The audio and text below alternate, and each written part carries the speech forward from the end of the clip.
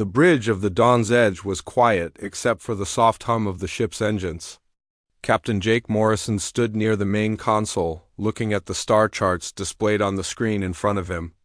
His crew was busy with their daily tasks, checking systems and making sure everything ran smoothly. It was supposed to be another normal day in space. The ship had been traveling through the Kepler sector for 3 weeks now. Their mission was simple: survey asteroids, collect mineral samples, and map the region for future mining operations. Nothing exciting ever happened on these trips, which was exactly how Jake liked it. After 20 years in space, he had learned to appreciate the boring days. Lieutenant Sophie Bennett sat at the communications station, her fingers dancing across the controls as she monitored various frequencies. She was young, only 26, but she was the best communications officer Jake had ever worked with. Her headset suddenly crackled with static, and she frowned. "Captain, I'm picking up something strange," Sophie said, adjusting the controls to filter out the interference. Jake walked over to her station. "What kind of strange?" "It's a transmission, but it's on an old frequency. Nobody uses these channels anymore. It's been decades since anyone broadcast on this band." Sophie worked to clean up the signal, her screen filling with wave patterns and data streams. The static slowly cleared and a voice came through. It was high-pitched, almost musical, but filled with fear and desperation. The words were in Galactic Common, the universal language that most spacefaring species use to communicate with each other. "This is Atreus Prime calling any nearby vessels. We are under attack. Please, someone help us. The Krathel are here. They are destroying everything. We need help. Please, anyone who can hear this message." The transmission repeated, the same desperate plea over and over again. Jake felt his stomach tighten. He knew about the Krathel Dominion. Everyone in this part of the galaxy did. They were raiders and slavers, a military empire that preyed on weaker civilizations. "Where's the signal coming from?" Jake asked. Sophie ran a quick analysis. 3 systems away, sir. The Valorian Republic. It would take us about 6 hours to get there at full speed. Jake pulled up the information they had on the Valorians. They were a peaceful species, herbivores who had developed space travel only 200 years ago. Their society was built around art, philosophy, and trade. They had no military to speak of. Just basic security forces for maintaining order, Dr. Elena Hayes, the ship's chief science officer, had been listening from her station near the back of the bridge. She stood up and walked over to join them. Elena was in her early 30s, with sharp eyes that missed nothing. She had spent years studying different alien species. "The Valorians are pacifists," Elena said. "They evolved on a low-gravity world with almost no natural predators. Violence is completely foreign to their culture. If the Krathel are attacking them, it's a massacre." Lieutenant Kyle Sanders, the head of security, approached from the corridor. He was a big man, built like a soldier because he had been one. He had served in the Frontier Wars before joining the Dawn's Edge crew. "Captain, I heard the transmission." "What are we going to do?" Jake looked around the bridge at his crew. The Dawn's Edge wasn't a warship. It was a research vessel with minimal weapons. They had 2 pulse cannons designed for clearing space debris, not fighting enemy ships. The crew was 45 people, mostly scientists and engineers. They weren't trained for combat. But the transmission kept playing, that desperate voice calling out for help that might never come. "How far away is the nearest military base?" Jake asked. Sophie checked her console. "The closest human defense station is 2 weeks away. Even if we contacted them right now, they couldn't get there in time." Kyle crossed his arms. "Sir, I need to be straight with you. If we go there, we're probably going to die. We don't have the weapons or the training to take on a Krathel attack force." But we're all they've got," Elena said quietly. "If we don't go, nobody will. They'll be killed or enslaved." Jake stood silent for a long moment, weighing the decision. He thought about Earth, about humanity's history. For thousands of years, humans had fought and struggled and survived against impossible odds. Earth was a death world, a planet so harsh that it had forged humans into something unique in the galaxy. High gravity, dangerous predators, deadly diseases, extreme weather, and constant warfare had made humans tougher and more adaptable than most alien species. When humanity had finally developed faster-than-light travel and ventured into space, they had been shocked to discover that they were the exception, not the rule. Most intelligent species came from gentle worlds where life was easy. They were peaceful, fragile, and completely unprepared for the harsh realities that humans took for granted. Jake had read the reports from first contact missions. Human soldiers could run faster, hit harder, and endure more damage than almost any other species in known space. Human pilots could handle G-forces that would kill most aliens. Human engineers could improvise solutions to problems that others couldn't even understand. And human warriors had thousands of years of combat experience encoded in their very culture. "Change course," Jake said finally. "Take us to Atreus Prime, full speed?" Sophie turned in her chair. "Captain, are you sure?" "No," Jake admitted.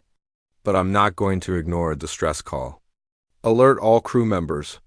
Tell them the situation and ask for volunteers. Anyone who wants to help with the rescue operation can report to the cargo bay.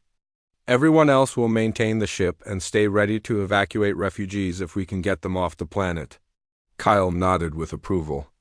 "I'll start preparing our weapons and equipment. It's not much, but we'll make do. Elena, I need you to pull up everything we have on Valorian culture and biology. If we're going to help them, we need to understand them," Jake ordered. As the crew sprang into action, the Dawn's Edge changed course. The ship's engines hummed louder as they accelerated toward the Atreus system. Jake returned to his command chair and opened a channel to the rest of the ship. "Attention all crew members. This is the captain speaking.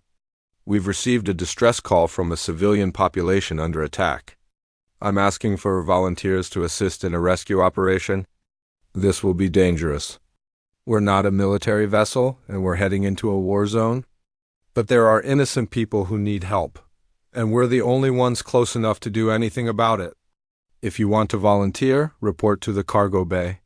For those who choose to stay with the ship, maintain your stations and prepare for possible combat. Morrison out." Throughout the ship, crew members stopped what they were doing and looked at each other. Some were afraid, some were excited, but most felt something else, a sense of duty. Humanity had been alone in the galaxy for so long, and now they had a chance to prove what they stood for. One by one, crew members began making their way to the cargo bay. Scientists picked up tools that could be turned into weapons. Engineers started thinking about how to modify their equipment for combat. Medical staff prepared their supplies for treating wounded. Even the ship's cook volunteered, determined to help in whatever way he could. In 6 hours, they would reach Atreus Prime in 6 hours. The galaxy would learn what happens when you threaten innocent people while Deathworlders are nearby. In 6 hours, 45 humans would show an empire of warriors why Earth was feared and respected across the stars. The countdown had begun. The Dawn's Edge dropped out of faster-than-light travel at the edge of the Atreus system. Immediately, every alarm on the bridge started screaming. The sensor displays lit up with red warnings as the computer detected multiple hostile vessels in orbit around the planet. Sophie's hands flew across her console, trying to make sense of the chaos. "Captain, I'm reading 6 large warships in orbit. Cruiser class, all Krathel design. There are also dozens of smaller craft, probably fighters and troop transports. They've got the planet completely surrounded." Jake leaned forward in his chair, studying the tactical display. The Krathel ships were massive, each one easily 3 times the size of the Dawn's Edge. They looked like weapons themselves, all sharp angles and heavy armor plating. Several of them were firing down at the planet's surface, their weapons creating bright flashes in the atmosphere below. "How long have they been here?" Jake asked. Elena was monitoring the planetary scans from her station. "Based on the damage patterns, I'd say at least 12 hours. They've hit major cities, infrastructure hubs, and what looks like government buildings. The Valorian defense fleet is gone. I'm seeing debris fields in orbit that match Valorian ship signatures." Kyle stood next to Jake, his jaw clenched as he watched the enemy ships. "They wiped out the defenders fast. The Valorians never had a chance. Can we get through to anyone on the surface? Jake asked Sophie. She adjusted her equipment, filtering through the electromagnetic interference from all the weapons fire. I'm trying, sir. There's a lot of jamming, but I think I can punch through on a narrow band frequency. Give me a minute. While Sophie worked, Kyle pulled up a detailed scan of the Krathel vessels. His military training kicked in as he analyzed their formations and weapon systems. They're not expecting any resistance. Look at their positioning. They're spread out, focused entirely on the planet. They've got their backs to open space. You think we can use that? Jake asked. Maybe, but sir, we need to be realistic here. Each of those warships has more firepower than our entire ship. If they decide to focus on us, we're done. Elena spoke up from her station. I'm reading massive life signs on the planet still. The Valorian population is mostly intact, but there are Krathel ground forces in several cities. They're rounding people up, probably for their slave markets. Jake felt anger rising in his chest. The Krathel were known throughout the galaxy as slavers. They conquered weaker species and either enslaved them or wiped them out completely. They saw peaceful civilizations as prey, nothing more. Got it, Sophie said suddenly. I've established a connection with someone on the surface. Routing it to the main screen. The view screen flickered and a face appeared. It was clearly alien, with large eyes that took up much of its face, smooth pale blue skin, and a small mouth. The being looked terrified, and there were sounds of explosions and screaming in the background. This is Captain Jake Morrison of the Earth vessel Dawn's Edge, Jake said. We received your distress call. What's your situation? The alien's eyes widened even more. Earth? You are humans? We have heard stories, but we never thought we would meet your kind. I am Priest Ellen of Meridian City. Please, you must help us. The Krathel came without warning. They destroyed our defense forces in minutes. Now they are taking our people. We are not warriors. We do not know how to fight such violence. How many Krathel troops are on the ground? Kyle asked, leaning into view. Thousands, Ellen replied, his voice shaking. They are everywhere. Our security forces tried to stop them, but they were killed immediately. The Krathel are unlike anything we have ever faced. They enjoy the violence. They laugh while they hurt us. Elena moved closer to the screen. Ellen, I'm Dr. Elena Hayes. I've studied your people. You need to gather as many civilians as you can and take them to reinforced structures. Stay away from windows and keep quiet. We're coming to help you, but how? There are only a few of you, and you have one small ship. The Krathel have armies. Ellen looked like he was about to lose hope completely. Jake stood up, his voice firm and confident. Priest Ellen, you need to trust us. Humans are different from most species you've met. We're going to come down to your planet, and we're going to get your people out. Tell us where you are. Ellen provided coordinates for Meridian City, the capital of Atreus Prime. It was one of the largest population centers on the planet, and it was currently occupied by a significant Krathel force. After the transmission ended, Kyle turned to Jake. Sir, this is insane. We can't fight our way through 6 warships to reach the surface. We don't have to fight through them, Jake said, a plan forming in his mind. We just have to get past them. Sophie, can you plot a course that uses the planet's gravity well and debris fields for cover? Sophie worked on the calculations. Maybe it would be dangerous and we'd be taking heavy G-forces, but theoretically, yes. Do it. Kyle, I need you to gather every volunteer and prepare them for a combat landing. We're going down in the cargo shuttles. Kyle looked at him with concern. Captain, our shuttles aren't designed for combat drops. They're cargo haulers. Then we'll have to make it work. Get Chief Technician Larry Chun and his engineering team. Tell them to modify the shuttles however they can. Add armor plating, rig up some weapons, anything that might help us survive the descent. As Kyle left to organize the landing party, Elena approached Jake. You know, this is probably a one-way trip, right? Even if we make it to the surface, we'll be trapped there with thousands of enemy soldiers. Jake nodded. I know, but what else can we do? Leave them to die? No, Elena said quietly. No, we can't do that. The next hour was a flurry of activity. In the cargo bay, 30 crew members volunteered for the ground mission. Larry and his team worked frantically to modify the 3 cargo shuttles. They welded extra plating to the hulls, converted mining lasers into makeshift weapons, and loaded every tool that could potentially be used in combat. Kyle distributed what few weapons they had. The ship's armory contained 15 plasma rifles meant for dealing with dangerous wildlife on unexplored planets. There were also various tools that could be turned into weapons, plasma cutters, industrial welding torches, and explosive charges meant for mining operations. Jake watched his crew prepare and felt proud. These weren't soldiers.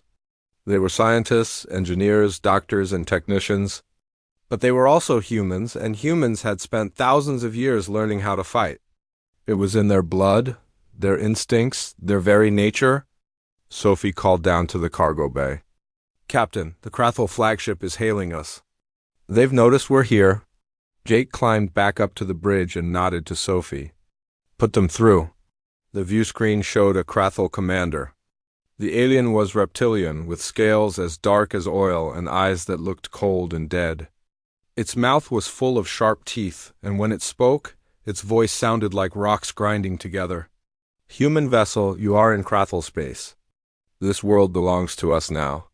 Turn around and leave, or you will be destroyed.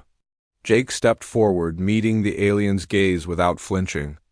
This world belongs to the Valorians. Your attack is illegal under Galactic Council law. Withdraw your forces immediately. The Krathel commander laughed, a horrible sound. The Galactic Council is weak, and their laws mean nothing. The Valorians are prey. They exist to serve stronger species. And you, humans, while we have heard stories about your kind, you are still just one small ship.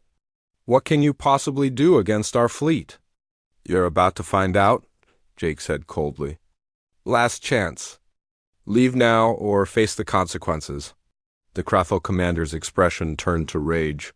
Foolish mammals. I will enjoy adding your ship to my collection of wrecks. All vessels target the human ship. Destroy them. The transmission cut off. Alarms blared as the Krathel ships began changing their formations. Turning to face the Dawn's Edge, weapon systems powered up, and fighters began launching from the warships. Amanda, Jake called to their pilot, Lieutenant Amanda Price, get us to that planet. Whatever it takes. Amanda's hands gripped the controls. She had been flying since she was 16, and she had trained in Earth's high-gravity environments where even the slightest mistake could be fatal. Hold on to something, everyone. This is going to get rough. The Dawn's Edge surged forward, accelerating toward Atreus Prime. The Krathel ships opened fire, and space lit up with plasma bolts and missiles. But Amanda was already moving, throwing the ship into a spiraling dive that would have crushed most alien pilots under the forces. The humans on the bridge gritted their teeth and held on as their ship danced through enemy fire. Amanda pushed the Dawn's Edge through maneuvers that would have killed most alien pilots. The ship twisted and rolled through space, dodging plasma fire and missiles with movements that seemed impossible for a vessel of its size.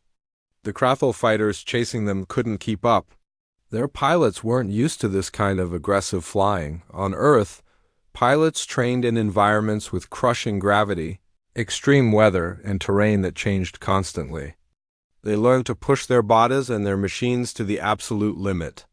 Amanda had learned to fly in thunderstorms over mountain ranges, where one mistake meant death. This was just another day for her. The Dawn's Edge dove toward the planet, using its gravity well to accelerate even faster. The Krathel ships tried to cut them off, but Amanda was always one step ahead. She used debris from destroyed Valorian vessels as cover, threading the needle through fields of wreckage that the larger Krathel cruisers couldn't navigate. Entering atmosphere in 30 seconds, Amanda announced.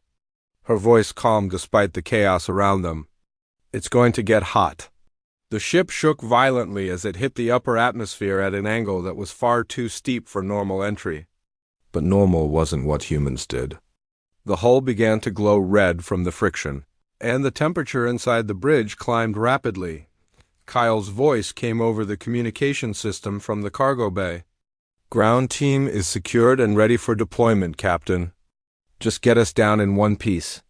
"Working on it," Amanda replied, pulling the ship into a sharp turn that made the structure groan under the stress. 2 Krathel fighters followed them into the atmosphere, determined to finish the humans. They opened fire, their plasma weapons leaving bright trails through the air. Amanda saw them coming on her sensors and did something the Krathel pilots never expected. She slowed down. The fighters, moving at full speed, couldn't react in time. They shot past the Dawn's Edge, suddenly exposed and vulnerable. Kyle, manning one of the ship's pulse cannons from the bridge weapons station, didn't waste the opportunity. 2 quick shots, and both fighters exploded in brilliant balls of fire. "Nice shooting," Amanda said, leveling out the ship as they descended through the clouds. Below them, the landscape of Atreus Prime spread out. It was beautiful, with rolling hills, crystal-clear rivers, and cities that looked like works of art, but many of those cities were burning now. "I've got Meridian City on sensors," Sophie reported. "Heavy Krathel presence. I'm counting at least 2,000 troops on the ground, plus armored vehicles and air support." Elena pulled up images of the city on her console. Meridian was stunning, with towers made of crystal and metal that caught the sunlight, creating rainbows that danced across the streets. But now those streets were full of Krathel soldiers, and many buildings were damaged or destroyed. "I'm reading Valorian life signs clustered in the city center," Elena continued. "Looks like they're trapped in a plaza surrounded by Krathel forces." Jake made his decision quickly. "Amanda, put us down right in that plaza. We're going to land right in the middle of them." "That's suicide, sir," Sophie said, her eyes wide. "Maybe," Jake admitted. "But it's the fastest way to save those people. The Krathel won't expect us to land in a hot zone. We'll use the surprise to our advantage." Amanda adjusted their approach. "Cargo bay, prepare for a combat landing." 60 seconds. In the cargo bay, the 30 volunteers checked their weapons one last time. Most of them looked nervous, but they were ready. Larry had finished modifying the shuttles and was now armed with a plasma cutter that he had turned into a makeshift rifle. Next to him, a botanist named Greg held an industrial welding torch like it was AFLAMETHROWER. Kyle stood at the front of the group, his plasma rifle held ready. "Listen up, everyone.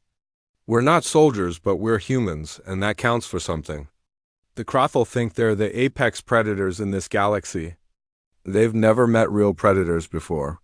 Stick together, watch each other's backs, and remember your training. We're going to get down there, secure those civilians, and show these aliens what happens when they mess with people under our protection." The Dawn's Edge came in fast and low over Meridian City.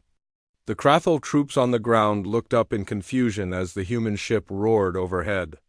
They had never seen a vessel fly so aggressively through a populated area. Amanda brought the ship around in a tight turn that pressed everyone against their restraints, then dropped toward the plaza. "Brace for impact," she warned. The ship hit the ground hard, its landing gear screaming in protest. Before it had even fully settled, the cargo bay doors were opening and the 3 shuttles were launching. They shot out and spread across the plaza, their improvised weapons already firing at the surprised Krathel soldiers. Jake was on the lead shuttle with Kyle and Elena. They hit the ground running, literally jumping from the shuttle before it had fully stopped. The Krathel soldiers turned to face them, raising their weapons, but they hesitated for just a moment.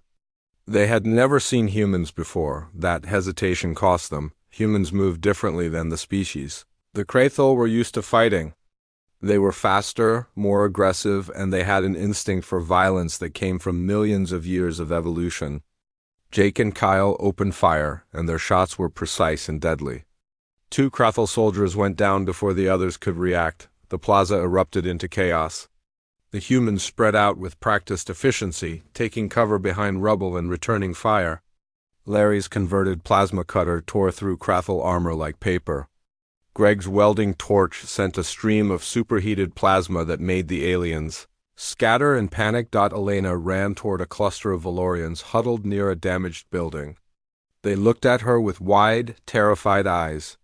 To them, the violence happening around them was incomprehensible. Their species had never developed warfare. They had no concept of tactics or combat.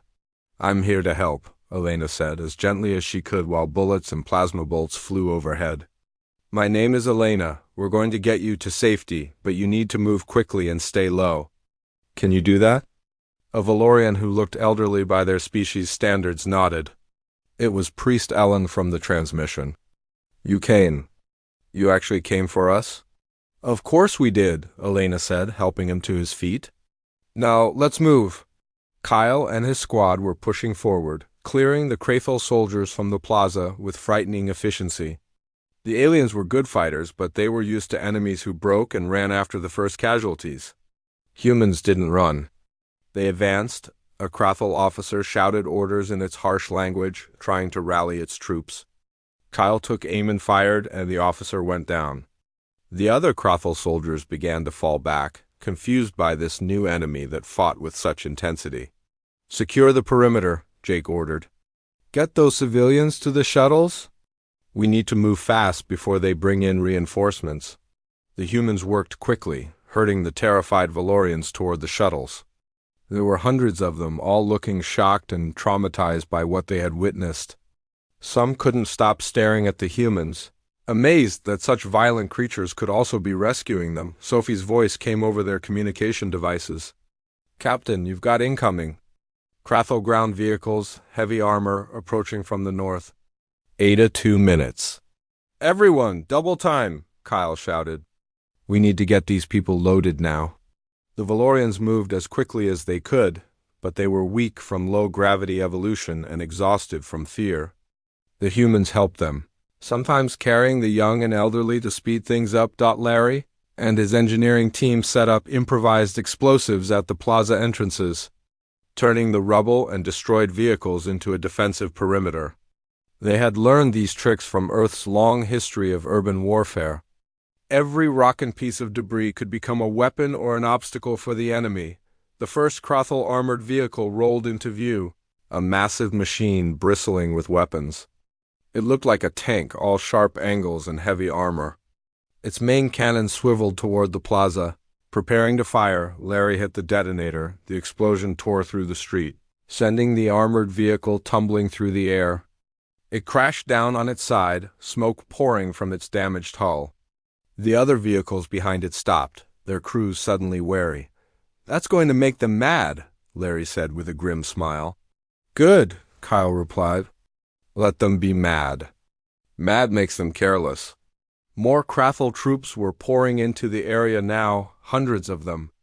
They set up firing positions on rooftops and in buildings surrounding the plaza. The humans were outnumbered at least 20 to 1, and the odds were getting worse by the second. Jake looked at the shuttles. They were almost full of Valorian civilians, but there were still more waiting. He made a quick calculation. They needed more time. "Kyle, take your squad and set up defensive positions on the east side. Amanda, get those shuttles ready to launch the moment they're loaded. Sophie, I need you to jam their communications if you can. Make it hard for them to coordinate." "On it, Captain," Sophie replied from the Dawn's Edge. Her fingers already working on hacking into the Krathel communication network, the battle intensified. Plasma fire crisscrossed the plaza, and explosions shook the ground. The humans held their positions, firing and moving with a coordination that came from instinct more than training. They covered each other, shared ammunition, and called out targets with an efficiency that the Krathel. Part 5, the Dawn's Edge remained in the Atreus system for 3 more days, helping with the aftermath of the battle.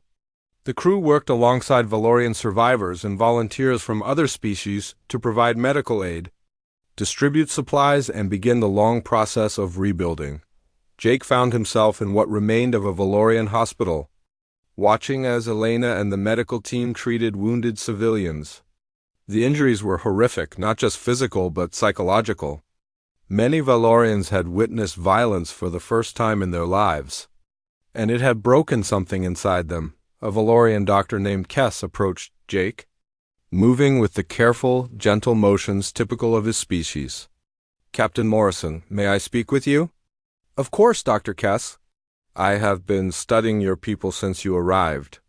I hope you do not mind, but I accessed the galactic databases to learn more about humans. Kess paused as if searching for the right words. Your species has experienced more warfare than any other in recorded history. Your planet endured what you call world wars, conflicts that killed millions. Yet you also created concepts like human rights, democracy, and international law. How is this possible? Jake leaned against a wall, tired after days of non-stop work. We learned the hard way. We've made terrible mistakes throughout our history. We've hurt each other in ways that still haunt us. But we also learned from those mistakes. We decided that just because we could be violent didn't mean we had to be. We chose to build something better. The Krathel are also violent, but they build nothing except suffering, Kess observed. What makes humans different? Empathy, Jake said. We feel for others, even strangers, even aliens we've never met before. When we heard your distress call, we didn't think about the danger or the odds. We thought about the people who needed help. That's what makes us human. Kess's large eyes blinked slowly. Our people have debated for generations whether violence has any place in civilization. We concluded it did not. But now we see that violence itself is not the problem. It is how and why it is used. You have taught us a valuable lesson, though it came at a terrible price. Later that day, Jake received a message from Earth. The news of what happened at Atreus Prime had reached human space, and the response was overwhelming.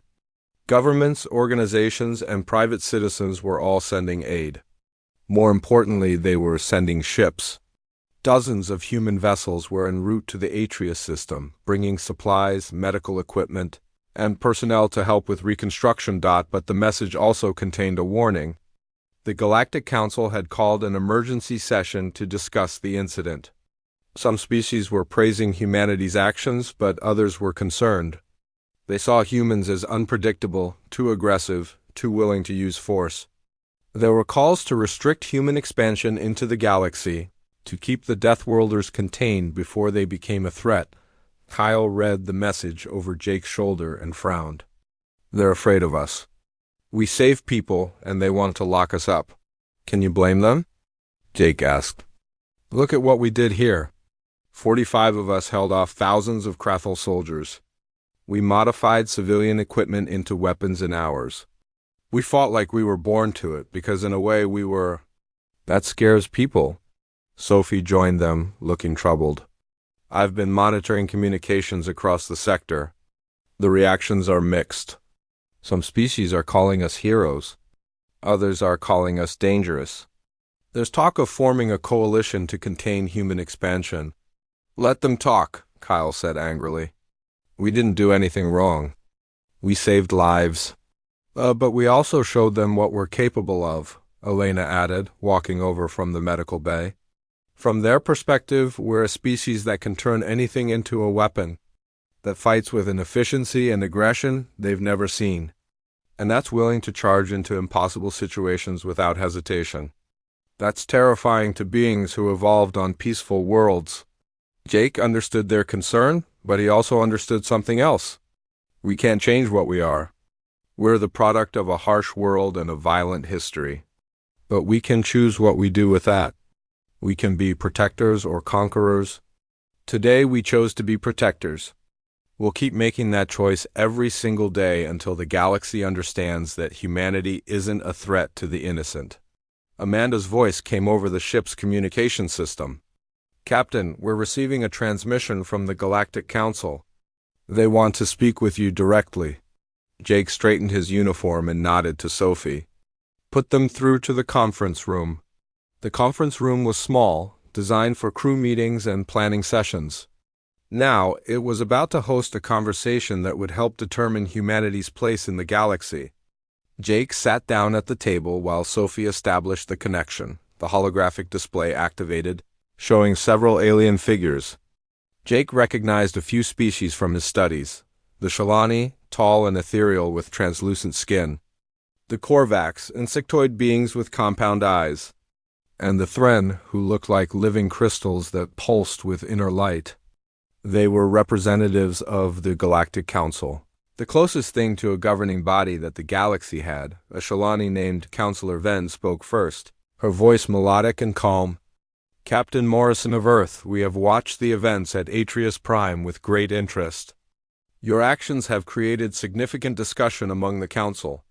I understand, Counselor, Jake replied. We did what we thought was right.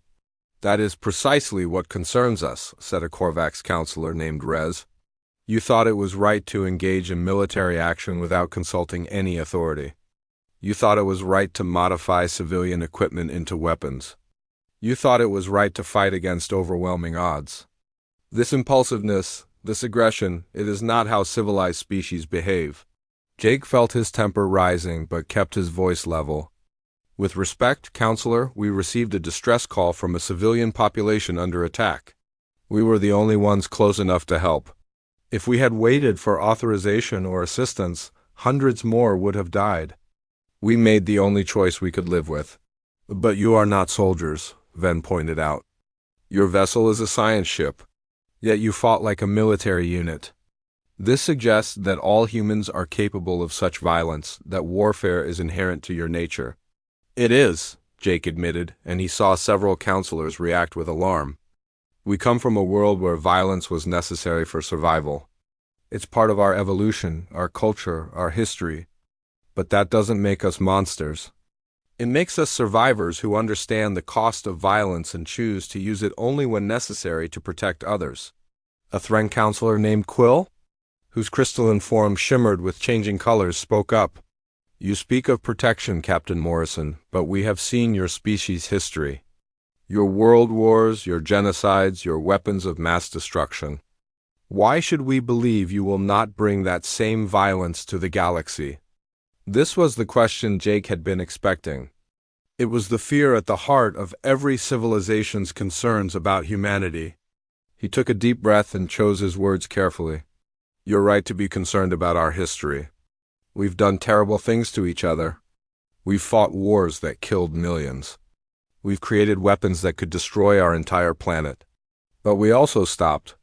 We looked at what we had become and said, never again. We created the United Nations, international laws, human rights declarations. We reached out to the stars hoping to find others we could learn from and grow with. Yes, we're violent. Yes, we're dangerous. But we're also trying every single day to be better than we were yesterday. He paused, then continued with more intensity. You want to know why you should trust us? Because we didn't have to answer that distress call. We could have turned around and gone home. We could have let the Valorians face the Krathel alone. But we didn't.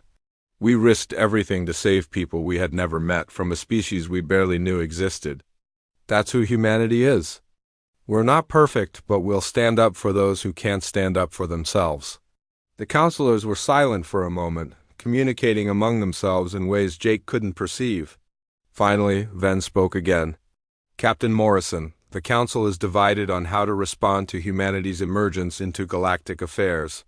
Some of us see you as potential allies, others as potential threats. We have decided to allow human expansion to continue, but with certain conditions. You will be monitored closely. Any aggressive actions toward other species will result in immediate consequences. And you must work to prove that your intentions are peaceful. We accept those conditions, Jake said. But I have a condition of my own. If we're going to be held to a higher standard, then you need to hold others to that same standard. The Krathel attacked a peaceful civilization without provocation. They intended to enslave an entire species. What consequences will they face? Rez's compound eyes seemed to fix on Jake. The Krathel Dominion is powerful and has many allies. Taking action against them is complicated. Complicated, Jake repeated, letting his disgust show. A word that means you're afraid to do what's right. The Krathel are predators who prey on weak species because no one stops them. If the Council won't act, then humanity will. We'll answer the distress calls. We'll stand up to the bullies. And we'll do it whether you approve or not. That sounds like a threat, Captain, Quill said, colors flashing warningly through his crystalline form. It's not a threat, it's a promise? Jake gave the order to fall back. The humans began a fighting retreat, moving toward the shuttles while keeping up covering fire. This was something they had trained for, even if most of them had never expected to use those skills. Humans had been conducting tactical retreats for thousands of years, and the instinct was still there. Kyle's squad covered the others as they boarded the shuttles. One by one, the humans climbed aboard while Kyle and 5 others held the line. The Krathel troops were getting bolder now, moving closer and concentrating their fire. "Kyle, time to go!" Jake shouted from one of the shuttles. Kyle fired a last burst at the advancing Krathel, then sprinted toward the shuttle. His team followed, running and firing behind them. A plasma bolt caught one of the humans, a technician named Peter, in the leg. He went down hard. Without hesitation, Danny dropped his weapon and ran back for Peter. He grabbed the injured man and dragged him toward the shuttle, even as plasma fire tore up the ground around them. Kyle provided covering fire, emptying his weapon's entire charge to keep the Krathel back. They made it to the shuttle just as the Krathel launched another assault. The doors sealed shut and the pilots fired up the engines. The 3 shuttles lifted off in a cloud of dust and debris, their improvised weapons still firing at the enemy below. More Krathel fighters appeared in the sky, diving toward the escaping shuttles. Amanda, piloting the Dawn's Edge from above, saw them coming. "Not on my watch," she muttered, bringing the ship around and targeting the fighters with every weapon they had. The Dawn's Edge wasn't built for combat, but Amanda made it fight like it was. She used the ship's greater mass to her advantage, positioning it between the shuttles and the fighters. The Krathel pilots found themselves in a dogfight with an opponent who flew like nothing they had ever seen. One fighter came in too aggressive, and Amanda turned into it instead of away. The Krathel pilot panicked and pulled up hard, exposing his underside. Amanda didn't have missiles, but she had mining charges. She released one, and the explosion caught the fighter dead center. It spun out of control and crashed into a building below. The other fighters backed off, suddenly wary. The shuttles made it to the Dawn's Edge and docked quickly. Once they were secured, Amanda punched the engines to full power and climbed for orbit. "All passengers secure, Captain," Elena reported. She was in the cargo bay, helping tend to the wounded. Peter's leg was badly burned, but he would survive. Several Valorians were in shock, barely able to comprehend what had just happened to them. Priest Ellen approached Jake, who was checking on his crew. "Captain Morrison, I do not have words to express our gratitude. You saved hundreds of lives today." "But why? We are strangers to you." "Your people risked everything for us?" Jake looked at the elderly Valorian. "Because it was the right thing to do. Where we come from, we have a saying, the only thing necessary for evil to triumph is for good people to do nothing. We couldn't do nothing." "Your species is remarkable," Ellen said quietly. "You fight with such violence, such brutality. Yet you do it to protect others? How do you balance such opposing forces within yourselves?" Jake thought about that. "It's not easy. Humans have struggled with that question for our entire history. We're capable of terrible things, but we're also capable of incredible compassion. We choose which side to show." The Dawn's Edge broke through the atmosphere and into space. Immediately, alarms started blaring again. The Krathel warships were waiting, and they were angry. "Captain, the flagship is hailing us again," Sophie reported. Jake nodded. "Put them through." The Krathel commander appeared on screen, and his rage was obvious. "You dare to interfere with our operations? You have made a grave mistake, human. I will personally ensure that your deaths are slow and painful." "You're welcome to try," Jake replied calmly. "But you should know something. That distress call from Atreus Prime didn't just reach us. It's being broadcast across every channel in this sector. By now, everyone knows what you did here. The Galactic Council, the neighboring systems, everyone." The Krathel commander's expression faltered slightly. "The Council is weak. They will do nothing." "Maybe not," Jake admitted. "But we will. And more importantly, now the whole galaxy knows about humanity. They know we answer distress calls. They know we protect the innocent. And they know what happens to bullies who attack helpless civilians while we're around. He cut the transmission before the Krathel could respond. Sophie, send out a wideband message. Make sure it reaches every nearby system. Include footage of what the Krathel did here and what we did to stop them. Already done, sir, Sophie said with a smile. I've been recording everything and broadcasting it live. In space around them, the Krathel warships began closing in. Their weapons charged up, ready to destroy the Dawn's Edge. On the bridge, the crew prepared for the worst. They had saved hundreds of lives, but it looked like it was going to cost them their own. Then Sophie's console lit up with new contacts. Captain, we've got incoming ships. Multiple signatures, various species. They're responding to our broadcast. On the view screen, ships began dropping out of faster-than-light travel.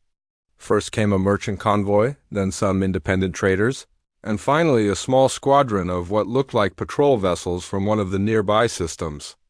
None of them were military ships, but they were there, and they were positioning themselves between the Dawn's Edge and the Krathel fleet. A voice came over the communication channel, speaking in Galactic Common with an accent Jake didn't recognize. This is Captain Zrel of the Free Trader Morning Sun. We saw your broadcast, humans. We saw what you did for the Valorians. We're not warriors, but we're not going to let the Krathel kill you for doing the right thing. Stand with us, brothers and sisters of the stars. More voices joined in, dozens of them from all the ships that had arrived. They were merchants, explorers, traders, and travelers. None of them were soldiers, but they were willing to stand up to the Krathel fleet because they had seen what humanity was willing to sacrifice for others. The Krathel commander stared at his sensors, watching as more ships continued to arrive. His numerical advantage was disappearing. Worse, he knew that if he attacked now, he would be starting a war not just with humanity, but with dozens of other species who would be inspired by what they had witnessed. After a long moment, the Krathel flagship's weapons powered down. The commander's face appeared on screen one more time, his expression full of hate. This is not over, human. The Dominion will remember this insult. We will remember you. Good, Jake said coldly. Remember us. Remember what happened when you attacked innocent people and the Deathworlders came calling. Spread the word across your entire empire.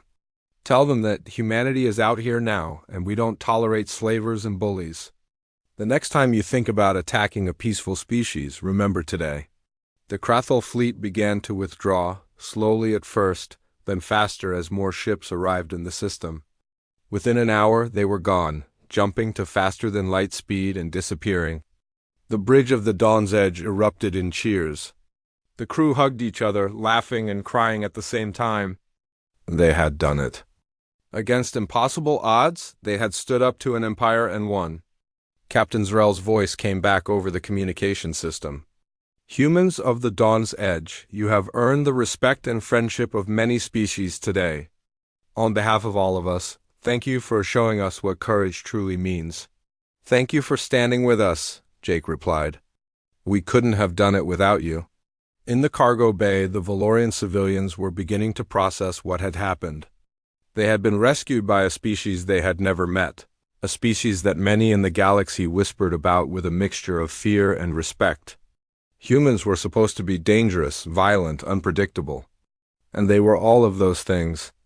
But they were also brave, compassionate, and willing to risk everything for strangers. A young Valorian female named Lisa approached Elena, who was helping organize medical care for the wounded. Dr. Hayes, may I ask you something? Of course, Elena said gently. Your people are so different from us.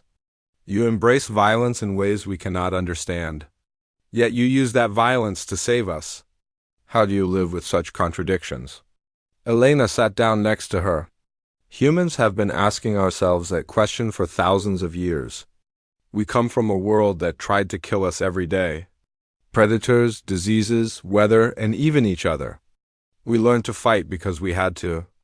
But somewhere along the way, we also learned that our strength means nothing if we don't use it to protect those who can't protect themselves.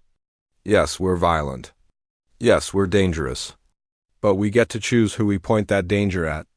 And we choose to point it at people like the Krathel. Lissa thought about that for a moment.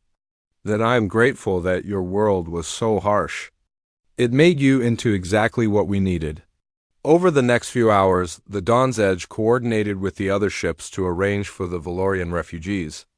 Several of the merchant vessels agreed to take them to safe colonies where they could rebuild their lives. Medical ships arrived to treat the wounded. News vessels showed up to document what had happened. Jake stood on the bridge, watching it all unfold. Kyle joined him, a bandage on his arm from a minor wound. "We did good today, we did," Jake agreed. "But this is just the beginning." Part 6. The conversation with the Galactic Council ended shortly after that, leaving Jake with mixed feelings. Humanity had been given conditional acceptance into the wider galactic community, but it was clear they would be watched carefully. Some species saw them as heroes, others as a dangerous variable in the delicate balance of interstellar politics. Sophie found Jake standing alone on the observation deck, looking out at the planet below. Repair crews, both Valorian and from the volunteer ships, were working around the clock to rebuild what the Krathel had destroyed. "You did the right thing in there, Captain," Sophie said quietly. "Standing up to the council like that." "Did I?" Jake asked.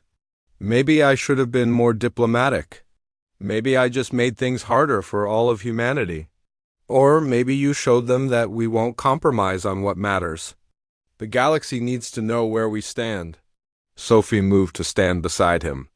"The news networks are calling you a hero, you know.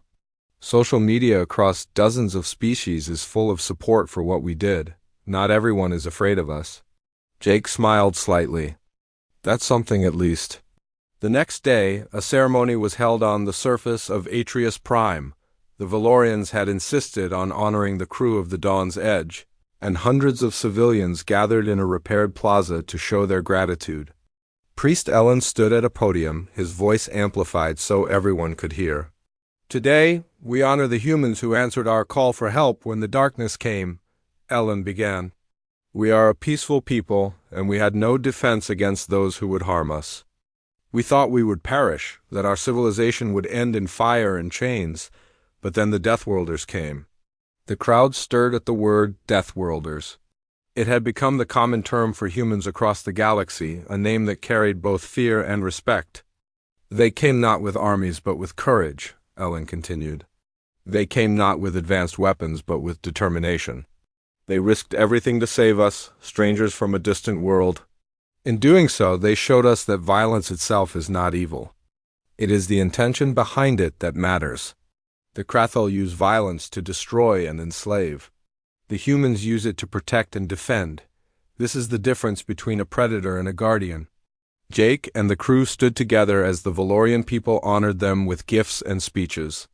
Many of the civilians approached them personally, touching their hands or shoulders in the Valorian gesture of deep respect.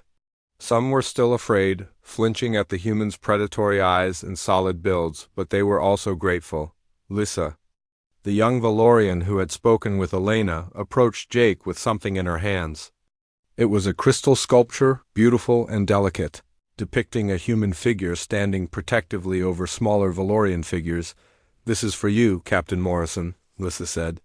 "So you never forget what you did here, and so your people remember that strength should be used to protect the weak." Jake accepted the sculpture carefully, aware of how fragile it was compared to the weapons he had been holding just days ago. "Thank you, Lissa. We won't forget." After the ceremony, Kyle pulled Jake aside. "Captain, I've been thinking about what happens next. We came out here to survey asteroids and take mineral samples. But after what happened here, can we really just go back to that?" "What are you suggesting?" Jake asked. "I'm suggesting that we change something fundamental about humanity's role in the galaxy. We can't pretend we're just scientists and explorers anymore. Other species will look to us for protection. More distress calls will come. Are we going to answer them?" Jake had been thinking about the same thing. The Dawn's Edge is a civilian vessel. We're not equipped or trained for military operations. "Maybe not officially," Kyle agreed. "But we proved we can fight when we need to. And there are millions of humans out here in space, on ships and stations and colonies. What if we organized? What if we created something official, a force dedicated to answering distress calls and protecting peaceful species? Elena joined them, having overheard the conversation. You're talking about creating a human defense force. That would change everything. It would confirm every fear the Council has about us being too aggressive, too militaristic. Or it would show them that we're serious about being protectors, Kyle countered. Right now, the galaxy is full of predators like the Krathul. They operate freely because no one stands up to them. The Council talks about peace and cooperation, but when actual violence happens, they do nothing. Someone needs to fill that gap. Jake looked between his two officers, considering the implications. If we do this, there's no going back. Humanity will be permanently associated with military intervention. Some species will hate us for it. But others will love us for it, Sophie added, walking over to join the discussion. I've been reading the galactic forums and message boards. There are dozens of peaceful species living in fear of stronger neighbors. They see what we did here, and they're hoping we'll help them too. We could make a real difference. Amanda's voice came through their communication devices. Captain, you might want to see this. We're getting messages from Earth, lots of them. Back on the ship, Jake reviewed the incoming transmissions. Earth's government had seen the broadcasts from Atreus Prime, and they were already taking action. Military advisors were being assigned to civilian vessels. Defense contractors were developing new weapon systems specifically designed for protection operations. Most surprisingly, thousands of volunteers were signing up for a newly announced program called the Galactic Response Fleet. Humanity was mobilizing, and they were doing it faster than Jake had imagined possible. Within months, there would be human ships scattered across the galaxy, ready to respond to distress calls. The era of humanity as passive observers was ending. The age of human guardians was beginning. An official message came through from Earth's Secretary of Defense, a stern-looking woman named General Patricia Hayes. Captain Morrison, congratulations on your successful rescue operation at Atreus Prime. Your actions have inspired millions back home and demonstrated humanity's potential role in galactic affairs. I'm hereby authorizing the conversion of the Dawn's Edge into the first official vessel of the Galactic Response Fleet. You and your crew will serve as the model for all future operations. Additional resources, personnel, and equipment are being dispatched to your location. Welcome to the new era, Captain. Jake stared at the message, feeling the weight of what was happening. They had answered one distress call, and now humanity was committing to answering all of them. It was inspiring and terrifying at the same time. Kyle grinned. Well, Captain, looks like we're not going back to asteroid surveys after all.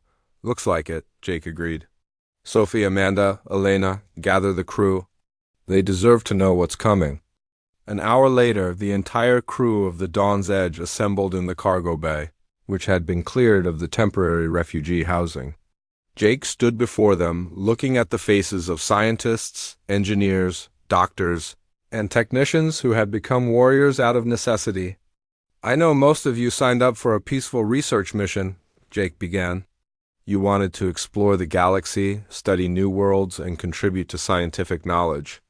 Instead, you found yourselves in a war zone, fighting for your lives and the lives of others. Some of you are probably wondering if this is what you signed up for, he paused, looking at each of them. The truth is, none of us knew what we were signing up for. We couldn't have predicted what would happen at Atreus Prime. But now that it has happened, we face a choice. We can request transfers back to the civilian duties, go back to the lives we planned. Or we can stay with the Dawn's Edge as it transforms into something new. A ship dedicated to answering distress calls and protecting those who cannot protect themselves. I'm not going to order anyone to stay. This has to be your choice. But I want you to know that what we did here mattered. We saved hundreds of lives. We stood up to bullies and showed the galaxy that someone will answer when the weak call for help. If you choose to stay, you'll be part of something bigger than any of us. You'll be building the foundation for a new kind of human service, one dedicated not to conquest or exploration, but to protection and rescue. The crew looked at each other, silent conversations happening in glances and small gestures. Then Danny, the cook who had picked up a weapon and fought alongside veterans, stepped forward. Captain, I'm staying. I joined this crew to see the stars, but what I found was a purpose. For the first time in my life, I feel like I'm doing something that truly matters. One by one, others stepped forward. Larry, the engineer who had turned mining equipment into weapons.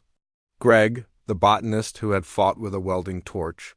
Dr. Kess, who had been rescued and asked to join the human crew to learn more about their medical practices. Even some of the younger crew members, barely out of their training programs, chose to stay in the end. Every single crew member volunteered to remain with the Dawn's Edge. They would be the first, but not the last. Across human space, similar decisions were being made. Merchant captains were volunteering their ships. Military veterans were coming out of retirement. Scientists were learning to fight. Teachers were studying tactics. Artists were designing symbols and uniforms for the new fleet. Humanity was transforming, and the galaxy was watching with a mixture of hope and fear.